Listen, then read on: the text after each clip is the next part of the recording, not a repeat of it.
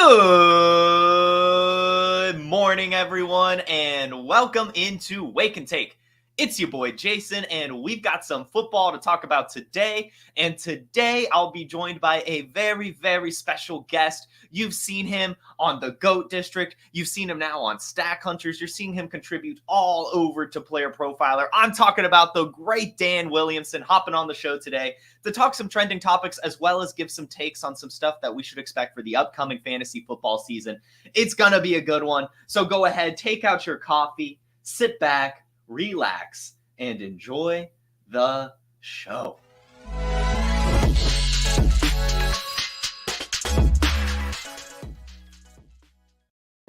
Dan, how's it going? Great, Jason. Wow, what an intro. I mean, holy buckets. I'm awake now. I thought I might need this other, but now this is just extra. So this is awesome. Thanks for having me on. I really appreciate it. It's all fun and ton to chop things up with you. So yeah, excited about today. Nothing like a morning talking football. So excited to have you here, man, and so excited to hear some of your takes. As you guys can already tell by the title, we're lucky enough for me to continue Atlanta Falcons propaganda on this show, so we'll get to that at the back. But before we get into that, we have some trending topics to discuss. And before we get into that, we're already more than halfway through the year, Dan. We're coming up on 4th of July in just a couple days. You got any great plans?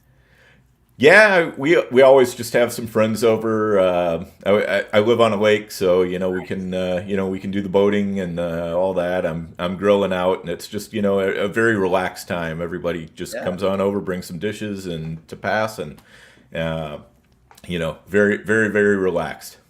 Sounds like I might need to come up to visit you a lake day with some on 4th of July. That's awesome. Oh, heck yes.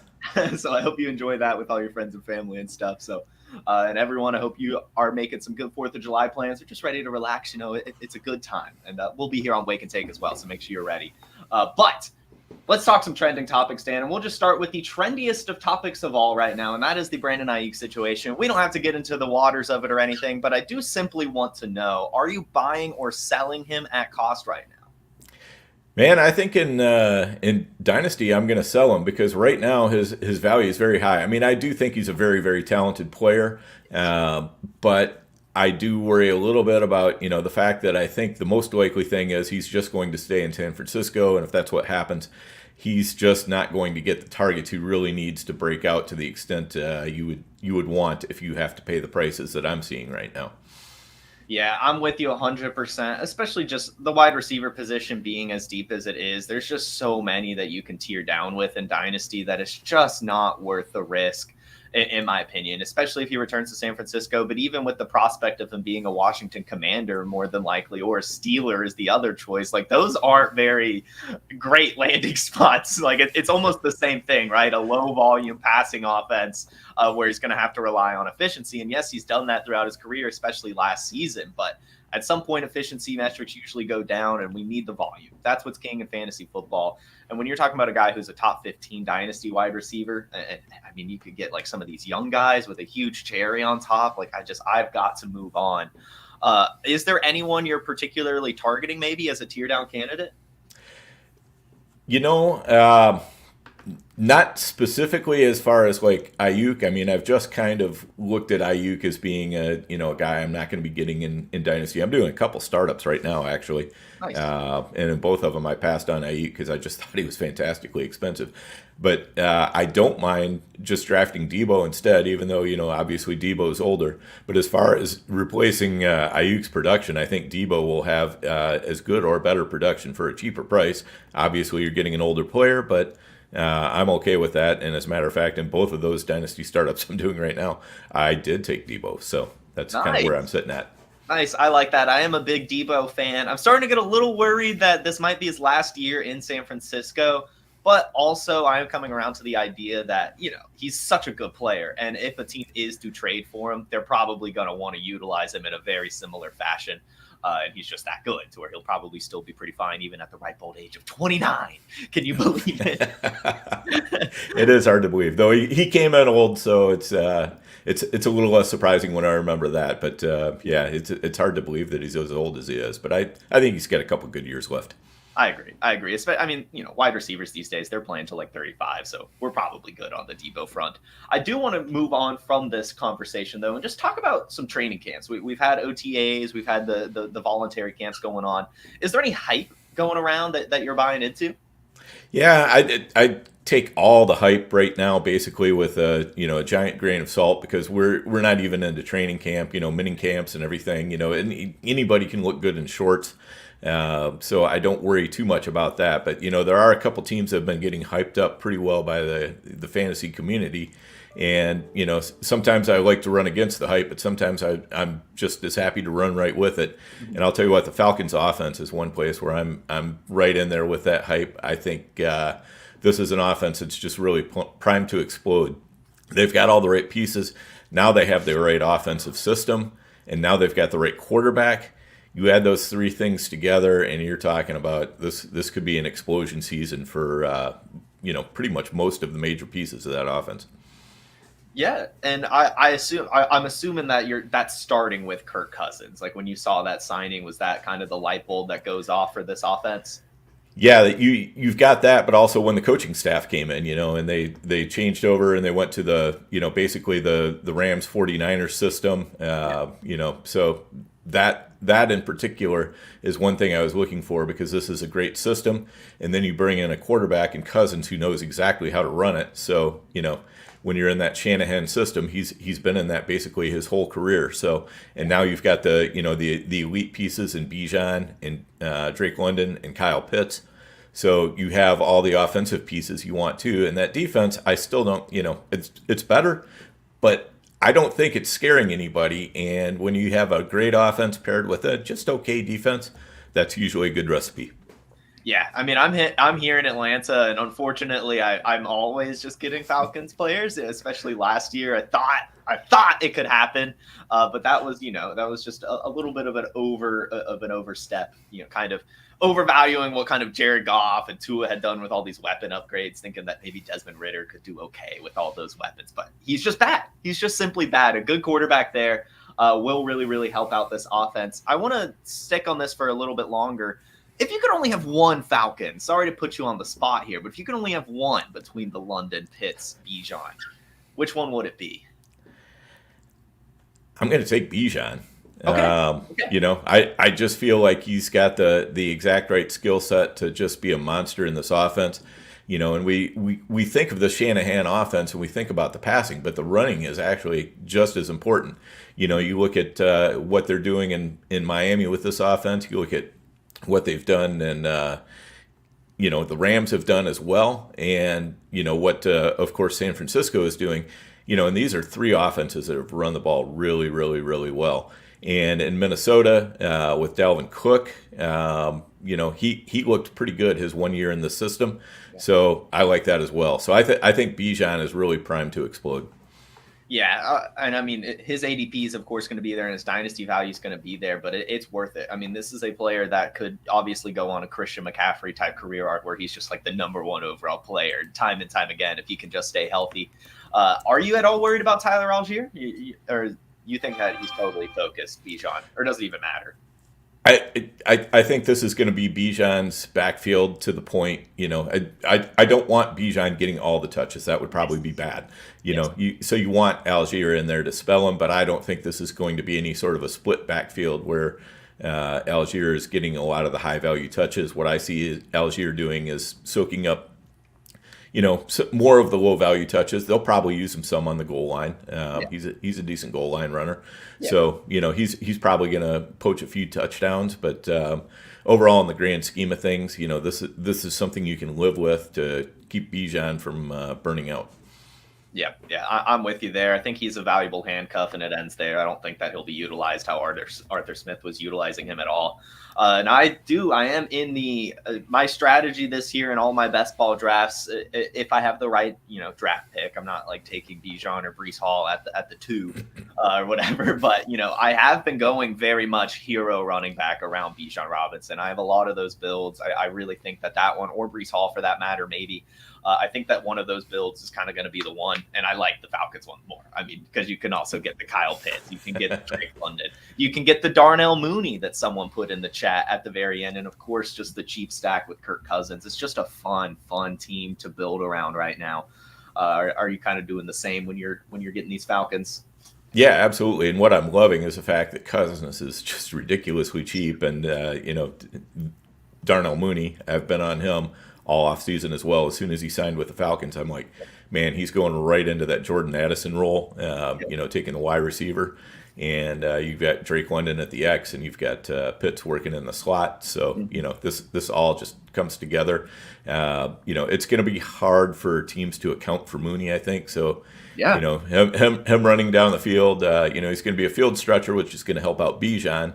But Kirk Cousins is also going to take some shots at him. If Mooney ends up with around 100 targets, which I think is quite feasible, Mooney is going to definitely help out some fantasy teams. He's not going to win leagues, but he's going to help out your teams. Yeah, a perfect flex play here and there, especially in some of these shootout matchups. I like the call a lot. Darnell to the Mooney guys, and he costs nothing. I mean, really, he costs nothing right now. So go out and try to get him if you can, regardless of if you have Falcons players. Dynasty redraft, it seems like a very valuable piece right now. Are there any other things kind of hype building up that you're buying into from camps right now? Yeah, I like Zamir White a lot. Okay, I think he's in a perfect role. Really, they added pretty much no competition for him whatsoever. Alexander Madison, please. I've seen him in Minnesota. This is nobody I'm scared of. He is a dried up husk of a running back. There's absolutely no juice there. And Dylan Labe, I think, is probably a year away from really doing anything major. I see Labe probably getting used more on special teams than anything else, though I think he can fold into the offense as the year goes along. But I think Zamir White has a very wide runway here to get a huge chunk of that job, and I think the Raiders running back is going to be a fairly valuable job. We've got defensive-minded head coach. What do they love to do? Run the ball, keep it away from the other team's offense. So, that fits for Zamir as well. So I'm definitely buying big into Zamir White.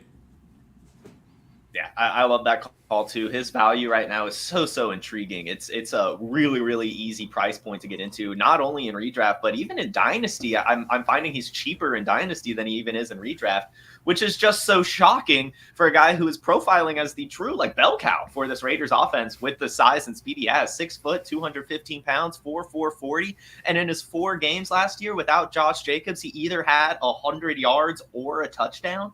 I mean, what are we looking for here, guys? And 20 touches in all 4 of those games too. I mean, and a 6 target, 5 reception game. I can't think of a single reason why you want to be in at Zamir White at his price point right now. And even if Dylan Laube, I am buying into him as well. I think he could, of course, get some pass catching work. But I mean, Zamir White, first and second down easily, probably still some third downs, especially early in the season. Going to be very useful in the red zone. I think he's an easy buy right now as well. That's a really good call. We'll move on to one more hype you're buying into. Yeah, I'm gonna throw out there, and the Podfather's gonna hate me for this because he just absolutely loathes the Broncos. But I don't care. I'm going against the boss man here. Give me some Bo Nix, please. And the whole Denver offense, I think it's gonna sneaky be better than we think. All the pieces are super cheap, so you can backdoor stack these no matter what kind of format you're in, whether you're talking best ball, managed leagues, whatever. Because what I see with Nix is he is a better downfield thrower than what he's been given credit for. He does do a lot of, or did do a lot of short throws in college, and that's fine, but you look at his completion percentage down the field, and he stands up well to anybody in this class. So, I think that we could be looking at if you squint just right, you can see Drew Brees. I'm not saying he's going to be Drew Brees. I don't think, that would be a huge stretch for him to be that good, but I think he's going to be a competent NFL quarterback who can run this offense, keep it on schedule, and for that reason, support some of these ancillary pieces. The only problem is just knowing exactly which pieces are the ones that are going to get used, but since the price on all these Denver pieces is so cheap, it's almost like, who cares? You just kind of keep varying who you're stacking with Nix, and, that backdoor stack works out pretty well. Yeah, I mean, I think that something so strange is going on in our valuation of this Broncos offense. I'm with you. I have been taking some Bo Nix. I really can't see why it's bad for fantasy. I get the arguments, right? I think that all of us are looking at this with an NFL lens. This Broncos team is probably going to be terrible. But generally, when we see a terrible team, the offense still is pretty decent for fantasy, especially the quarterback, because they're throwing the ball so damn much. And one of the things that I'm liking the most about what the Broncos did was they brought in his like best friend, favorite target, Troy Franklin, to really help ease that transition. He's gonna have a target that he knows really well, right? On top of two already really decent receivers, Cortland Sutton and Marvin Mims. They have all the receivers out of the backfield. Greg Dulcich has been good when healthy, so if he could stay healthy, that's another plus. And even then, Adam Troutman's serviceable. And say what you want about Sean Payton's failures with Russell Wilson, I'm still going to believe he's an okay coach, even if it was with Drew Brees.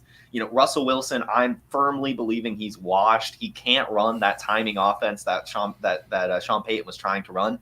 Bo Nix can. Like, he really is the type of quarterback that Sean Payton wants. He was so excited to be able to draft him. You see all the clips out there. And it's a top 12 draft pick on day one, a quarterback. And we're like fading him in Superflex and rookie drafts. I really don't quite get it. Even if he's okay, he's still not going to lose any fantasy value. And I think he's like Derek Carr at worst, which is a guy that is playing for 10 years. I think that's a good comp. He could be a Derek Carr, which excites nobody, but definitely has usefulness in fantasy, especially in these best ball leagues. Putting a floor into your quarterback position, and probably a good level of safety as far as being able to start every game, because we feel like Bo Nix is going to be starting from day one, which is not something you can say about some of these other quarterbacks who are coming out of this draft class. Yeah, it's like he's literally sometimes going back to back with Michael Penix, and it's like one is actually starting. And I love the Falcons. I like Michael Penix, but one is like actually starting. So it's like I don't get it. But that's what fantasy football is a very fickle thing, as we always come to learn every single season. So I'll put you on the spot one more time. Is there a Broncos receiver you prefer between the three? I mean, I'm gonna take Cortland Sutton as being just kind of the guy that I have the most confidence in. But the guy I'm looking for the upside with is Troy Franklin, more so than Marvin Mims. I just worry a little bit about Mims. They kept talking about using him last year, and they kept talking and not actually using. And those kind of situations always just make me a little bit nervous. I do think Mims is a talented player, but for whatever reason, he's just not. He's not getting the targets in this offense, and that's one thing that you've got to have. You were just talking earlier about targets being the lifeblood. When you get those touches, you get those targets. That's what we need, and I need to be convinced that Mims can earn those. Yeah, I'm with you. I'm probably going sorting this. I'm Troy Franklin number one just because I'm a big upside swinger, but I definitely don't mind the floor of Sutton at all. But I am just a little – I don't know if I trust Marvin Mims just like you. Like, I can't take a man just at his word. Like, sure, they can say that they're going to give him the ball all they want, but what they've shown us is that they don't want to give him the ball. Right. Yeah, well, your hope with Mims too is that he remains a kick returner, and the kick return scoring is way up, so you kind of get those bonus touchdowns in there. So hopefully that's the case. And if you are in a league that has anything rewarding kick return yardage or whatever, then Mims definitely goes way up in my opinion. Definitely. Cool. Well, that is our trending topics. We did kind of mention Kyle Pitts a little bit, and I know that you're big on tight ends and stuff, and so I wanted to specifically ask you this because it's something that's been boggling my mind when I'm looking at dynasty values. I see right now that Trey McBride, Dalton Kincaid, and Brock Bowers are valued well ahead of some elite dynasty tight ends that we've seen some true magnificent production from. TJ Hawkinson, Kyle Pitts, Mark Andrews.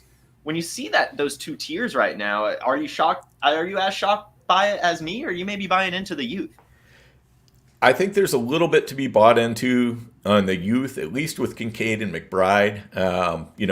I'd like to see something out of Bowers before I'm, paying the aspirational price here, which says he's guaranteed to be good. I mean, did we learn nothing from Kyle Pitts? Did we learn nothing from Eric Ebron? You can be drafted very highly as a tight end in the NFL draft and still take a few years to, work your way into becoming a great tight end. David Njoku, another example. All these guys were drafted super high, and all of them eventually sort of fired. In the case of Ebron, it was more of a one-year wonder type thing that was all tied to touchdowns. But I want to see it, so I can't put Bowers up there. With the Pitts, Hawkinson, Mandrews, I mean, that makes a little bit more sense because Pitts, we saw him do really well his first year, but then he's struggled since for various reasons. I still think he's very, very intriguing, but now he has some quality competition around him for the ball in Bijan and Drake London. So I understand why Pitts kind of gets dropped down into that tier. Hawkinson's great, but you got to wait a year for him, basically. I mean, if you're taking Hawkinson this year in Dynasty, basically you're redshirting him for at least half the season, and it's quite possible he might not be really good until the last 3 or 4 weeks of the season. Mark Andrews, that's one I definitely like buying because he's going to be a big part of that Baltimore offense. And Lamar Jackson looks to him often, so he's still young enough that I don't have any problem with his price there. Awesome. Yeah, I think that those are fair takes. I'll push back a tiny bit, I guess, on McBride and Kincaid, or at least ask a follow-up question. With Trey McBride, are you at all worried about Marvin Harrison Jr. taking away a lot of his usage from last season? Not really, because I mean, there's a lot of targets available in this offense. I don't necessarily expect him to get targeted 10, 12 times per game anymore, but I still see, like 8, 9 targets happening quite a bit. And honestly, if you get a tight end who can get you over 100 targets, you're probably looking at one of your top 6 tight ends on the year if they play on a decent offense at all. So I think that McBride is a very, very safe pick. Kincaid also very, very safe for a lot of the same reasons. It's hard to see that he's not going to get a lot of targets the way this offense is kind of coming together. I was less certain on Kincaid early in the offseason, but now that I'm seeing that they're definitely throwing Curtis Samuel and Keon Coleman out in the outside roles and leaving the slot basically to Khalil Shakir and Kincaid, I'm very confident that Kincaid will get enough targets to pay off. Kincaid is the one. Well, Kincaid and Bowers. Those are the two that I'm having the most trouble with. For some reason, when I'm looking at the Bills' offense, I'm just expecting like a super spread offense where it's going to everyone every game, and of course that's going to lead to some spike weeks for Kincaid. But at his value to me, I would rather trade him for Mark Andrews or Kyle Pitts plus. But I don't think he's going to be like a colossal bust by any means. I just would rather put my chips in a different basket, or eggs in a different basket, if you will. But I think I am with you that he's still going to get a ton of targets and probably have a very successful season. And that's a fair take too. Kincaid for Pitts plus or Mark Andrews plus. I'd be all over that. Okay, cool. So we're probably lockstep there. The tight end market is very interesting right now, guys. So take a look at it. Maybe, if you're even a Kelsey guy, maybe there's some interesting stuff there. If you think he has a little bit left in the tank, it's interesting. So we'll move on. We talked about Brock Bowers being overvalued as a rookie. So why don't we just go ahead and do a rookie flag plant? Who's one rookie that you are ready to get wherever you can? All right. So this is my biggest flag plant on this rookie class, which I have had a tough time really coming up with flag plants because it seems like this rookie class, there's a lot of, there's so many players where there are reasons to be in on them and reasons to be out on them. But Jaden Daniels is the quarterback that I wanted out of this class. Everybody is wild about Caleb Williams. I kind of have, Trevor Lawrence-ish vibes about him, that he might not be as good in the NFL as what everybody was expecting him to be based on his college career. He's kind of been anointed. I think he's been given a little bit of a free pass. Just everybody looks at the tools and they're not really paying attention to the whole package. Whereas Jaden Daniels, he's a guy who's improved every year as a passer. He's a good runner. My main concern with Daniels is just he doesn't get hurt when he's running. He's not a big guy, but it is possible for Kyler. Yes, he got hurt the one time, but other than that, he's been pretty durable. And we have, Lamar Jackson.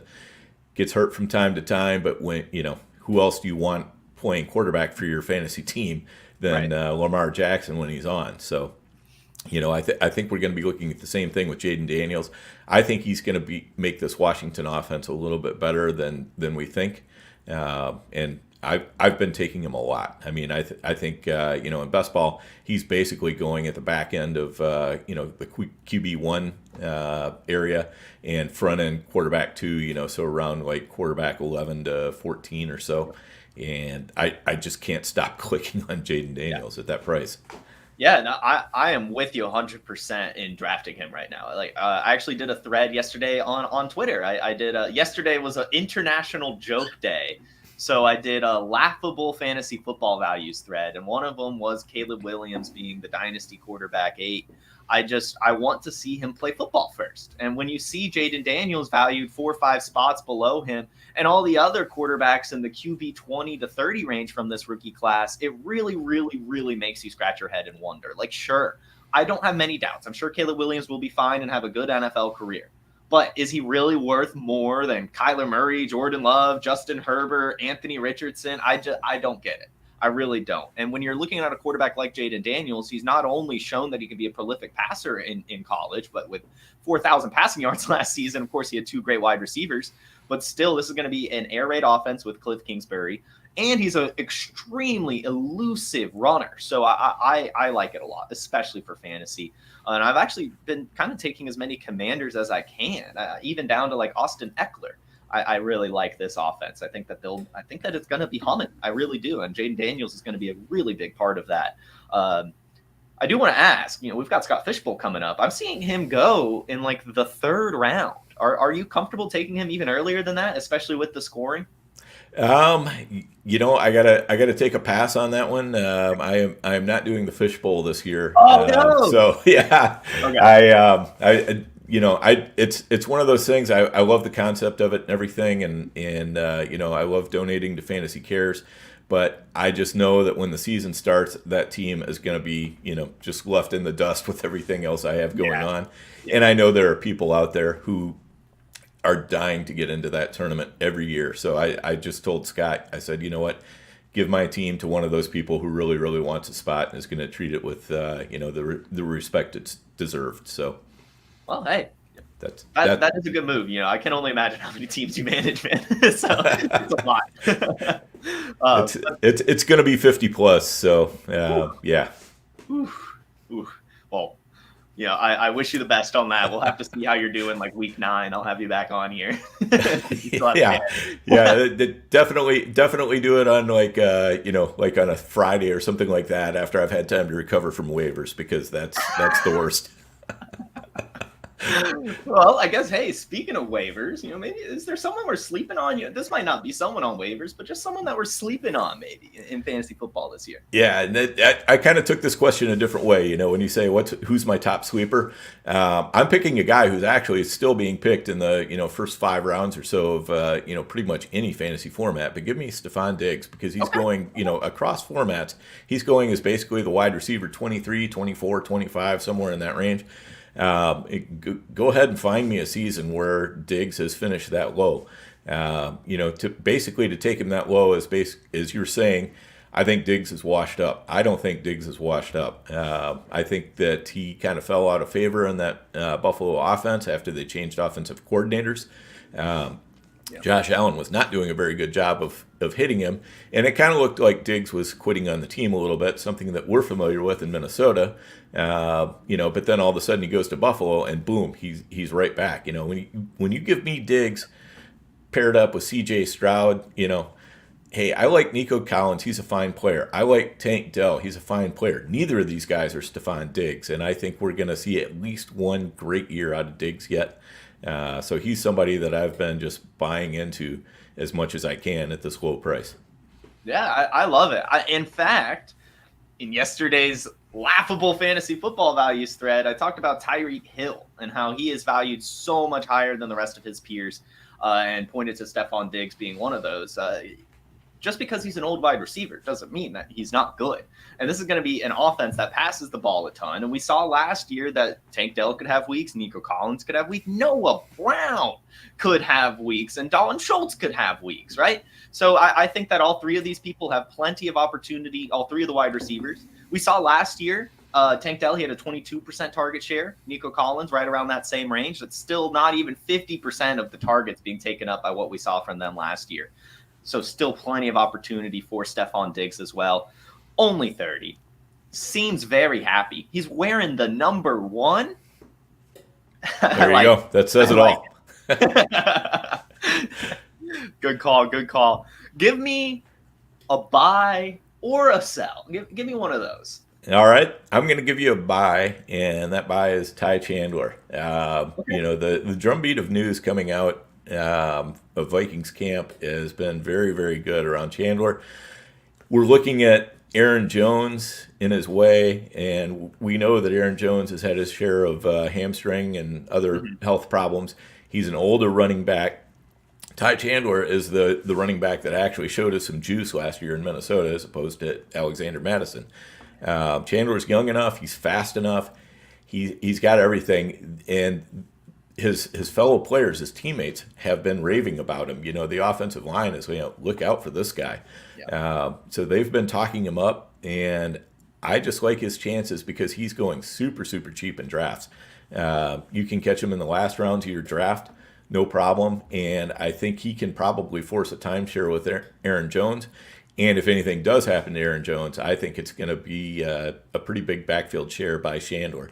I don't think the Vikings really have anybody that's ready to step up and take a huge role. So if anything happens to Jones, Chandler all the way.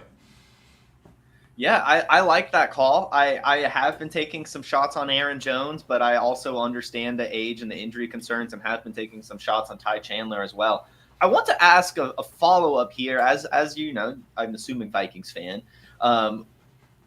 Dwayne McBride, are you hearing anything with him still, or who do you think takes that RB3 position? Because I think that could end up being valuable too if anything happens to Aaron Jones. Yeah, he's your deep sweeper there. And you're right, it is going to take an Aaron Jones injury for him to move up in the pecking order. And I think he would be that guy, but I see Chandler probably retaining more of the high value touches. So, but again, in Dynasty, in redraft leagues where, we can keep churning the bottoms of our rosters, that's definitely a name to keep on speed dial or on the back end of your roster if you've got a deep Dynasty roster. Cool. I like that call. It's going to be very interesting to see how really just Vikings offense plays out as a whole. Not on the show sheet at all, but are you believing in J.J. McCarthy? I am not a great evaluator of quarterbacks. Okay. So I will say that I think he's got a great chance. I think he's a real boom bust guy. I think if he hits, it could be to the moon, and I could see him being, almost Zach Wilson-ish as well. But I do think with Darnold in there, they're gonna take it slow with McCarthy. They have every reason to take it slow. They don't have any reason to rush him in there. Mm-hmm. This is a rebuilding year for the Vikings, so I'm sure he will play some games. I'm sure he will start some games. But I wouldn't be surprised if the Vikings are playing pretty well with Darnold at the helm if they don't keep that going for a good bit longer than most people think. That's fair. So maybe, guys, it might be worth waiting to buy J.J. McCarthy maybe a couple weeks into the season and see if Sam Darnold ends up okay. I mean, we saw last year Josh Dobbs, Nick Mullins, Jared Hall, all of them looked good in this system. So I wouldn't be surprised if Sam Darnold has a little rejuvenation, if you will. But I am with you. I mean, it's McCarthy's room at the end of the day. Yes, definitely. At the end of the day, it's definitely him. And I'm excited to see what the Vikings have in him. But it could be anything. Yeah, that's fair. That's fair, especially with that young and unpolished of a prospect with such little sample size. It could really be so many different things. Dan, we are reaching the end of the show, and the best way to end any show is to give us a hot take. And this one I'm very excited to hear about. Why don't you tell the audience? All right, so yeah, I can give you a lot of hot takes on sexier players, but I've decided to pull out the unsexiest player of all. One, Zach Ertz will put up top 10 tight end scoring in 2024. That is hot. And I like it. I really do. Do you have I guess like lay out maybe a little reasoning? Sure, absolutely. All you have to do is take a look at Zach Ertz's performance since he got together with Cliff Kingsbury. And 63% of the time, he's been a tight end one since that trade to Arizona. And then who's the first person that Kingsbury brings over? Zach Ertz. That was one of their very first free agent signings in Washington. Yeah. And you say, well, what about Ben Sinnott? Okay, well, what about Trey McBride, who was also with Zach Ertz? And Ertz kept him on the bench pretty much for a huge chunk of the year. So I'm not saying that Zach Ertz is going to be a top 10 tight end scorer for the entire season, but I think for a good chunk of the season he probably is. So he's going to be a player that's absolutely free. You can get him on your team, without last round draft pick, whatever. Especially with managed leagues. When if anything happens, you can just get rid of him. But man, there are very few picks that late in a draft that can give you that kind of upside. So I love it. Yeah, I think that is a very good take. You mentioned the whole Trey McBride thing. It took some time for him. Zach Ertz held him off, and it took an injury. Even last year, where Trey McBride truly did break out, Zach Ertz was dominating early in the season. 8 points, 12 points, and another 11-point game before his injury was getting targeted, even without Kyler Murray. Right. And so he still clearly has a little left in the tank. Of course, we're going to have the health concerns. But as we talked about earlier with Brock Bowers, it takes time for rookie tight ends. And as good as I expect Ben Sinnott to turn out to be, Zach Ertz will be a roadblock until he gets hurt or until he retires. And so I like that call a lot, especially for redraft. I actually have Zach Ertz just sitting on the bench of one of my FFPC teams because I can't drop him. I feel like he's going to have some value at least the first couple weeks of the season, and maybe I could trade him for a younger tight end or something. But either way, he's only 33, which is really not that old for a tight end, at least to expect some production. And we've just seen it from him time and time again, even if he has been injured the last 2 seasons. So I think that is a very solid and fun hot take. And it's going to be fun to watch play out. I know there's a lot of Senator fans out there with just kind of hoping that he breaks out early, but it's hard to do. And I really do think that we've been spoiled a bit by the likes of Sam Laporta last season, where we're just expecting Jatavian Sanders. We're expecting Theo Johnson. We're expecting Ben Sinnott to come right out of the gate and just be studs. But it more than likely not the case, especially for the one with a Zach Ertz caliber tight end in the way. So that is a great take, Dan. I want to go ahead and let the audience know where to find your work. Go ahead and give us your plugs. Yeah, so you can find me on Player Profiler, writing articles from time to time. And I just put up one, which was late round tight ends that you can grab in the back half of your drafts that will help out your teams. So make sure you come by and take a look at that. And I give you a little bit of a better case for Ertz there, where you can see it a little more visually, as well as some other great tight ends. And then you're going to find me on Stack Hunters every week, or most weeks anyway, with Bradley Stalder. I occasionally take a week off to, take a vacation or something like that, but most of the time I'm right on there with him, and we're out there chopping it up, helping you get your underdog figured out, and also the FFPC best ball environment. We are heavily into that, so I can help you out there too. But that's a great weekly show. We have a lot of fun with it, and we have some great guests from time to time too. We had Sam Hoppin last week, and it was an absolutely fantastic show. If you haven't checked it out, be sure you do. Yeah, definitely go find all of Dan's work. Follow him on social media, on Twitter, the Overhyped, or just at Overhyped Sleeper. That is in the description of this video as well. Dan, it has been an absolute pleasure. Thank you so much for joining me. Have a terrific Tuesday, Dan. Have a terrific Tuesday, audience. Everyone have a wonderful rest of your week. I'll see you tomorrow. Have a good one. Peace. Hey, I want to thank you for being part of this broadcast. If you have any thoughts on it, leave a comment. If you enjoyed it, make sure you leave a like. And if you want to see more shows on the Player Profiler channel, subscribe to it. That's how we know you want more.